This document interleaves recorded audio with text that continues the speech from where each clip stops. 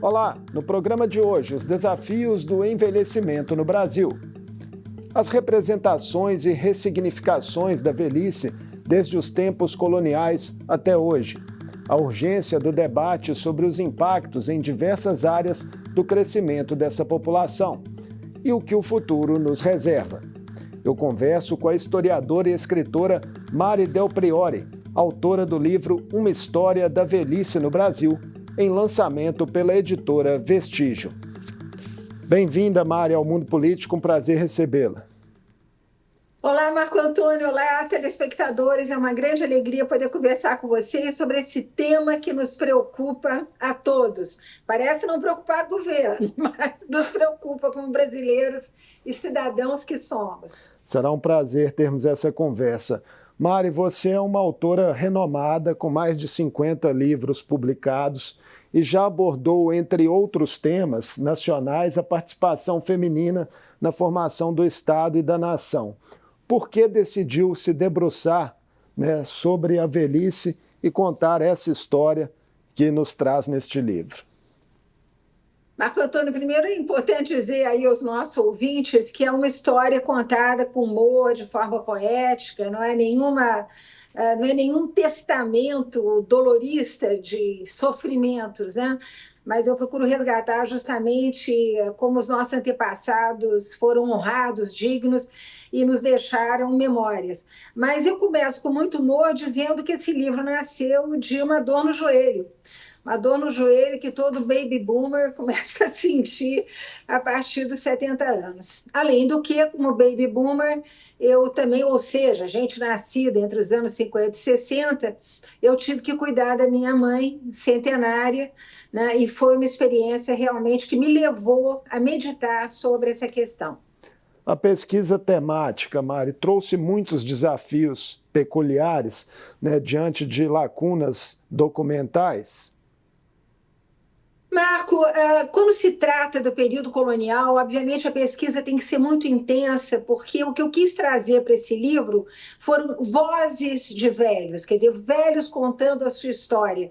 E é óbvio que a documentação sobre o século XVIII e mesmo início do XIX é mais tímida, né? Mas ainda assim eles aparecem. Nós tivemos, ao contrário do que se pensa, imagina-se sempre que os velhinhos do passado morriam cedo, morriam de flechada de índio, morriam de epidemias, morriam de fome. Longe disso, encontrei velhos muito longevos, velhos centenários, inclusive os encontrei dentro das senzalas, né, até o século XIX, com uma característica muito interessante, Marco.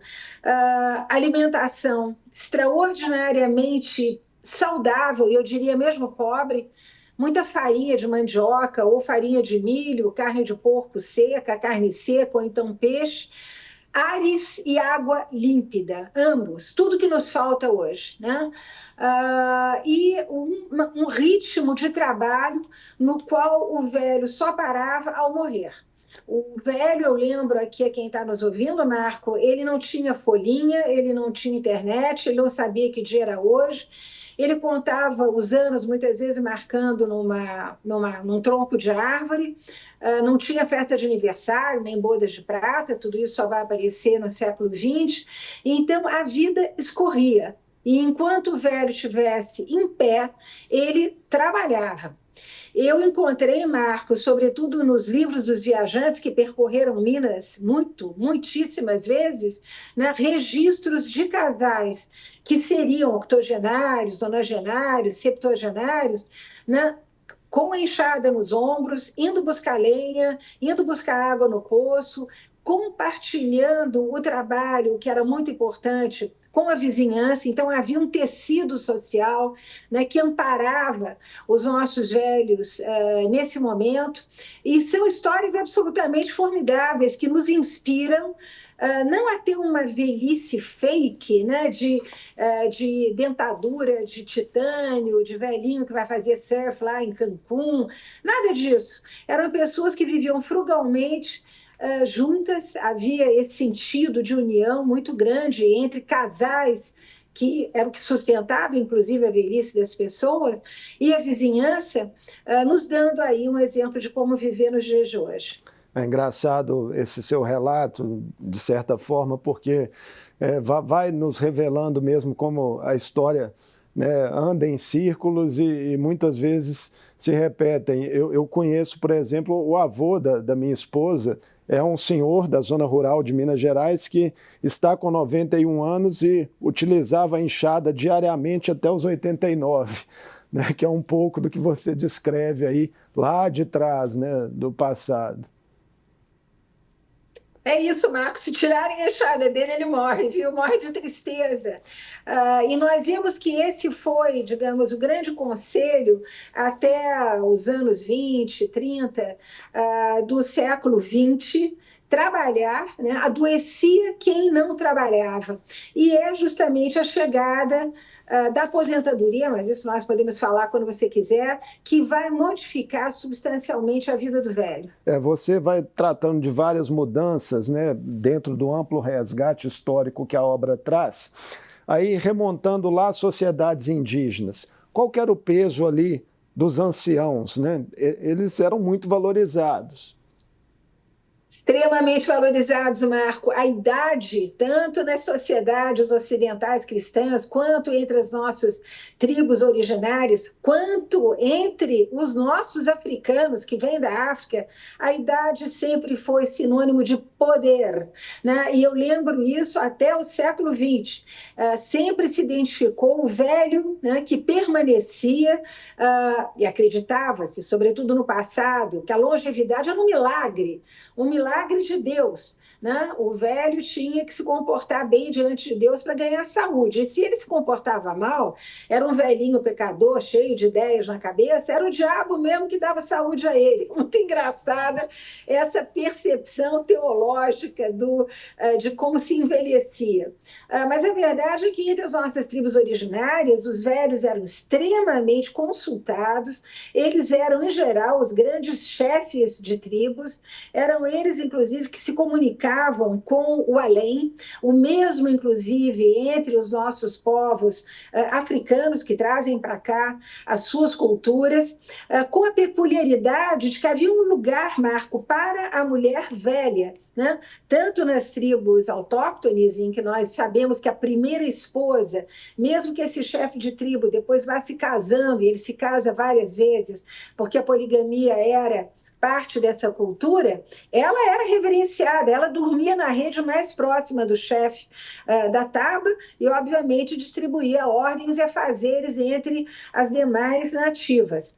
Na África, a importância da mulher velha era total. Ela, quando entrava na menopausa, e é importante lembrar aí aos nossos telespectadores, Marco, que o homem era considerado velho quando ele ficava impotente, daí a luta desde sempre contra a impotência masculina, e a mulher entrava na velhice no momento da menopausa. E na África, nesse momento, considerava-se que ela se tornava um homem, que ela teria a sabedoria de um homem, e ela participava das reuniões, dos conselhos de sábios, né? Das distintas famílias africanas que nós vamos receber, também com o maior respeito. Então, o respeito ao velho é uma coisa que nós sempre tivemos, que nós perdemos muito recentemente. Eu lembro que é a partir dos anos 60 e 70 que aparece o velho gagá, o velho babão, o coroa, né? Que há essa desmoralização, entre aspas, do idoso, mas nas sociedades que compõem o povo mestiço do Brasil, o velho sempre foi uma força, era ele que dava ordens e ele era obedecido. Especificamente aqui no Brasil, qual foi o impacto da chegada dos colonizadores europeus para esse conceito da velhice? E eles também trazem, sobretudo, italianos, espanhóis, alemães, japoneses, os árabes todos, que vêm do Mediterrâneo, todos eles conduzem esse mesmo princípio de que a velhice era preciosa, né?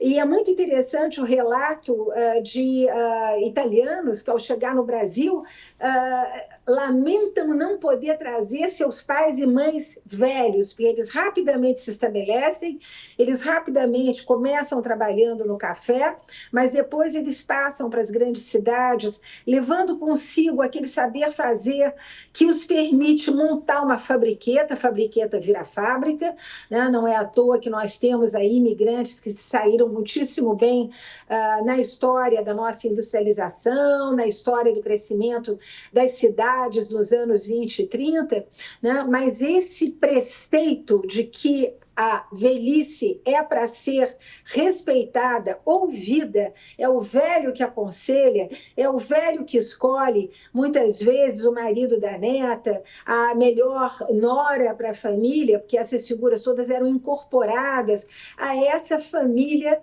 larga que nós vamos ter no Brasil até os anos, eu diria, 40, 50. Nas suas respostas, você já deixou claro, né, que a sociedade brasileira desenvolveu representações aí ambivalentes sobre os velhos, ora como um fardo para gerações mais jovens, né, ora como figuras de respeito. Quais elementos condicionavam uma ou outra percepção, se é que é possível identificar isso, né, na sua pesquisa? Marco, foi muito interessante perceber como nós temos mudanças geracionais que vão justamente modelar a imagem que nós temos dos velhos. Nós temos uma primeira mudança geracional muito forte por volta dos anos 20, em que estamos vivendo em todo o Brasil o fim da família patriarcal. Há vários relatos, eu demonstro isso no livro, no Nordeste, no Sudeste, em toda a parte, aquele velho patriarca, né, começa a deixar as suas memórias, ele começa a deixar na sua correspondência o saudosismo de um tempo de antanho, mas eu lembro aí aos nossos telespectadores que a Semana de 22 é uma espécie de bússola dessas mudanças, porque é quando aparecem palavras como moço, juventude, mocidade, modernidade, futurismo. Aí, obviamente, nós percebemos umas brechas que são acompanhadas de mudanças fenomenais sob o ponto de vista político, sobre os hábitos de trabalho, a entrada da mulher massiva no mercado de trabalho, na indústria, nos serviços. A mulher se moderniza, né? Nós poderíamos pegar aí, não a Tarsila do Amaral, que é considerada já uma velha, porque ela tem 41 anos, quando ela conhece o Oswald de Andrade, mas a Pagu, que é considerada uma jovem que tem 15 anos quando conhece o Oswald de Andrade. Mas a grande mudança, Marco, vem realmente nos anos 60, com a Revolução Sexual.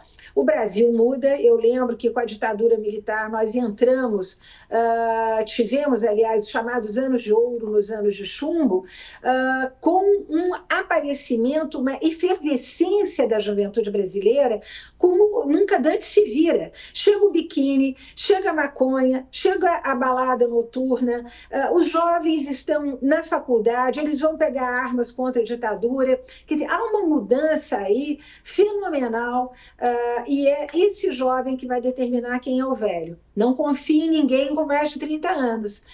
Muitos que estão aí nos ouvindo devem lembrar dessa música. Eu lembro que o velho é o general ditador, porque todos os generais eram homens velhos e, portanto, não dignos de confiança, porque estão censurando as artes. O Brasil está vivendo um momento de repressão. Bom para quem?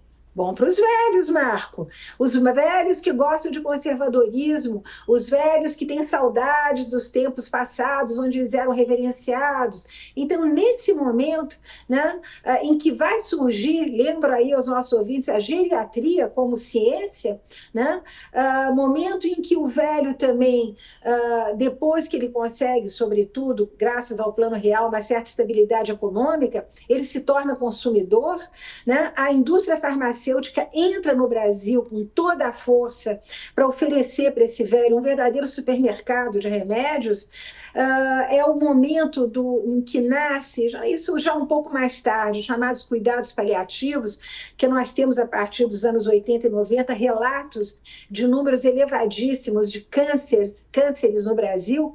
Então, há todo um cuidado médico, os hospitais começam a se preparar para esses novos tempos, mas da mesma maneira que a juventude explode aos olhos da juventude o velho. Esse velho que agora vai ser chamado de novo velho. Ele é um velho jovem, né? Ele quer fazer esporte, ele quer tomar Viagra, ele quer viajar. As velhas também, uma vez que se veem livres dos seus velhos, elas ganham independência, elas vão viver a vida delas, né? Se reúnem em círculos. Há uma mudança fenomenal que eu descrevo em detalhes aí no livro, Marco. E a aposentadoria, onde entra nessa história? Marco, a bendita aposentadoria que vai ficar cada vez menor, né? Porque nós sabemos que o Brasil, como diz muito bem o economista José Pastore, o Brasil envelheceu antes de ficar rico. Então, é essa aposentadoria que nós vemos hoje permitindo aos velhos viajarem para onde eles querem, consumirem o que eles querem, ter acesso à medicação, a hospitais, né? Ela surge lá atrás, nos anos 22, no governo do Arthur Bernardes, e ela vai atender a demanda dos ferroviários, que nessa época mandavam no Brasil, é um pouco que nem aeroviário hoje, ou que nem motorista de caminhão que pode parar o Brasil. Os ferroviários que transportavam o café que fazia a riqueza do Brasil começam a exigir algo além de uma pensão, porque já haviam as caixas de pensão, já haviam formas, né, de se acumular dinheiro para ter uma pensão no final da vida, desde o final do século XIX. Mas é a partir de 22 que começa a se considerar com seriedade uma aposentadoria para todo mundo que tinha mais de 50 anos e que tinha trabalhado pelo menos 30 anos. A aposentadoria dava, Marco? Não dava. Não dava, e nós vamos ver muitos velhos que vão suplementar a sua aposentadoria com outras formas de trabalho. É interessante porque mostra que o velho sempre foi capaz de se reinventar e de oferecer uma solução ele mesmo para os seus problemas econômicos. As mulheres que tinham aposentadoria, elas tinham a vantagem de conjugar, se tivessem, aposentadoria e pensão. Agora, a aposentadoria vai criar um fenômeno muito interessante. Aquele velho ativo, como o avô da sua esposa, né, que só caía de morto, só parava de trabalhar quando caía de morto, quando caía morto, ele vai começar a se considerar inativo. E ser inativo é uma desonra. Aí nós temos o aumento do quê? Suicídio e alcoolismo. O mais conhecido personagem, digamos, dessa questão é o Lima Barreto, né, que acaba internado no hospício por alcoolismo. Ele é afastado do trabalho e ele bebe tanto mais quanto ele está inativo. São as complexidades da vida, né, Mari? E depois as aposentadorias vão ganhando com a Constituinte de 88. Eu lembro que teve ali o grupo dos velhinhos que vai bater tambor lá durante a Constituinte para ampliar os direitos dos velhos. Mas sejamos objetivos e acompanhemos o trabalho dos economistas e dos demógrafos que estão trabalhando com economistas. A aposentadoria tende a se reduzir se o brasileiro não fizer mais filhos, se não trabalhar mais. São desafios aí que estão colocados. Mari, você usa, né, chega a utilizar a expressão um Brasil cheio de rugas para se referir, né, ao contexto atual do país. Né, os dados do IBGE indicam, de fato, que até 2070 o país vai ter aí quase 40% da população com mais de 60 anos. Nossas estruturas de Estado, né, você deu um teaser ali no início da nossa conversa, mas estão preparadas para lidarem com isso? Marco, infelizmente não. A gente não tem visto, né? Sobretudo no nosso Congresso, que é tão ávido de puxar aqui e ali leis que muitas vezes interessam a pequenos grupos, nós não temos visto uma ação conjugada, eu diria, como houve nos anos 70, um pouco antes da Constituinte, em que a imprensa denunciava a questão da marginalidade dos velhos. Vejam bem, ouvintes, um velho na época tinha 40 anos. 40 anos, hoje já estamos em 70, 40 anos. Então, houve essa, eu diria, essa operação conjugada, além do que eu acho que o Estado vai ter que lutar contra a meu ver, um dos maiores inimigos, que é a indústria farmacêutica, né, que entuba os nossos velhos de toda sorte de porcarias. Você entra numa drogaria hoje, parece que você está num supermercado. Rótulos coloridos, remédios milagrosos, sem contar os influencers aí, gente que resolve dar conselho para velho, como se todos os velhos fossem iguais. Eu digo sempre que cada um é, como diziam os portugueses, como cada qual. Então, nada de confundir os velhinhos, né? Mas nós temos isso, e nós temos o problema também, Marco, e aqui eu digo sem muita cerimônia, porque eu tive mãe, pai e mãe falecidos, que eu acompanhei, minha mãe morreu em casa comigo, do lado da cama, que é a indústria dos hospitais. Né? Os hospitais hoje, em nome dos cuidados paliativos, estão prolongando a morte e deixando de cuidar do vivo, das pessoas que têm que ser operadas, têm que sofrer cirurgia, crianças, homens ativos, mulheres ativas. Então, eu diria que essas questões vão estar postas aí na mesa das autoridades. O combate à indústria farmacêutica, que é um ópio, é preciso haver uma ética hospitalar que não prolongue a vida das pessoas que precisam de cuidados paliativos, abandonando aqueles que têm que ser operados, cirurgias de emergência. Nós não temos estrutura hospitalar para isso, Marco. E todos que estão me ouvindo sabem disso muito bem, sabem o que se demora para uma cirurgia no SUS. Enquanto que os leitos estão cheios de velhinhos. Por quê, Marco? Porque as famílias pobres não têm como sustentar um velho em situação terminal. Seria necessário também uma reformulação da nossa Previdência Social? Eu acho que é preciso uma reformulação da forma como os tributos são pagos no Brasil. Onde estão os milionários? Né? O Brasil hoje tem, tanto no meio financeiro quanto no agronegócio, milionários. Será que essa gente paga impostos? O agronegócio a gente sabe que não paga. A gente sabe que não paga.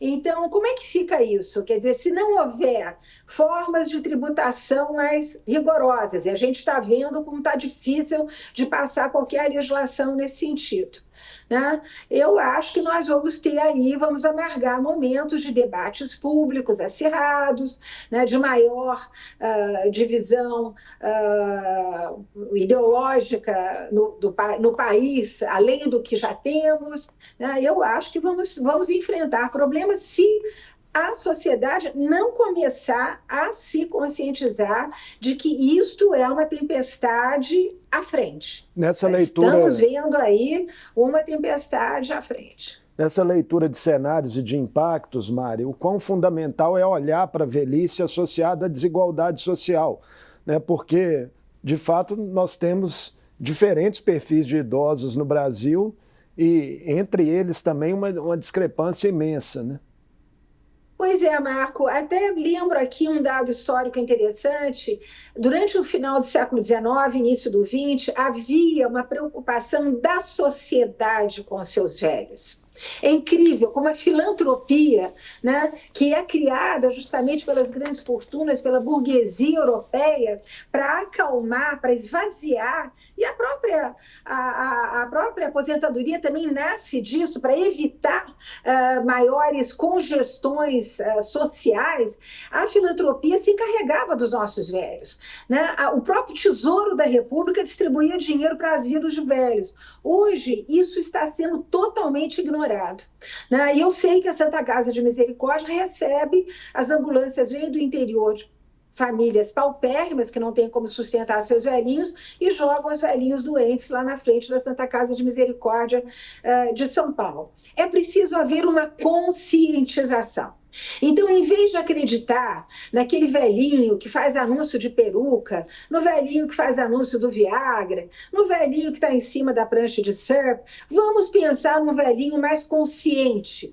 Primeiro, que pense que a aposentadoria não é para jogar no bet, que é para ele botar um dinheiro de lado porque ele pode precisar de remédio. Quer dizer, tem que haver uma conscientização, desde essa base, né, de que as pessoas têm que começar a ter uma forma de economia, uma forma de poupança. Temos que ter uma presença mais rigorosa dos meios de comunicação, justamente convidando a essa conscientização, lembrando que isso não é só papel do Estado, é papel da sociedade também, né? Então, eu acho que tem que ser um movimento em pinça que envolve médicos, envolve o nosso judiciário, e eu acho que há organizações de classe, já no Brasil, grupos que começam a pensar a questão da morte assistida no Brasil, porque, como diz muito bem um dos protagonistas daquele filme Um Quarto ao Lado, quando não houver mais lugar para uma operação de emergência de uma pessoa sadia com 30 anos no hospital, aí os estados vão acordar e começar a pensar que esse é um tema do futuro, né? Apesar do Brasil ser um país católico e tudo, quando a gente pensa que Portugal, Espanha, Itália, todo mundo já aprovou aborto, já está lá na frente pensando nessas questões, mas está pensando por quê, Marco? Está pensando que é uma questão econômica. Os estados não vão ter dinheiro, né? Então, a gente vai ter que, inteligentemente, sabiamente, como queriam os nossos antepassados, nós vamos ter que fazer frente a esse problema. São tantas nuances importantes dessa conversa, né, que a gente poderia ficar aqui outro programa inteiro falando, mas realmente nosso tempo não permite. Mas, Mari, eu queria encerrar, né, essa entrevista provocando uma reflexão sua. Se construir uma sociedade moderna, né, que valorize efetivamente todas as idades é ou não uma utopia? Eu acho que depende, sobretudo, de que o velho quebre o preconceito contra ele mesmo.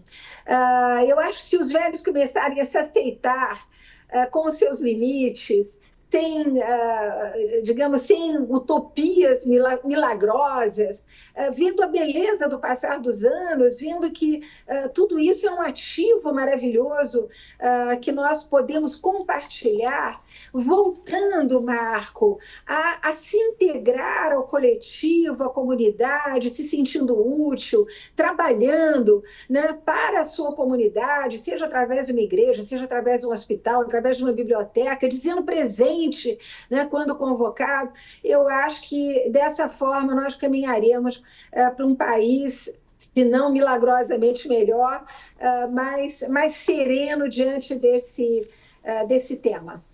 Muitíssimo obrigado por essa conversa conosco no Mundo Político, Mari. Sucesso com o livro e à frente também de suas outras atividades. Obrigada, Marco. Eu conversei com Mari Del Priore, historiadora e escritora. Falamos sobre o livro de sua autoria, Uma História da Velhice no Brasil. A obra, em lançamento pela editora Vestígio, retrata mudanças na representação dos idosos em diferentes tempos no país e os desafios que se colocam para a sociedade e as instituições diante do crescimento contínuo dessa parcela da população. O Mundo Político fica por aqui. Obrigado por nos acompanhar e até o próximo programa.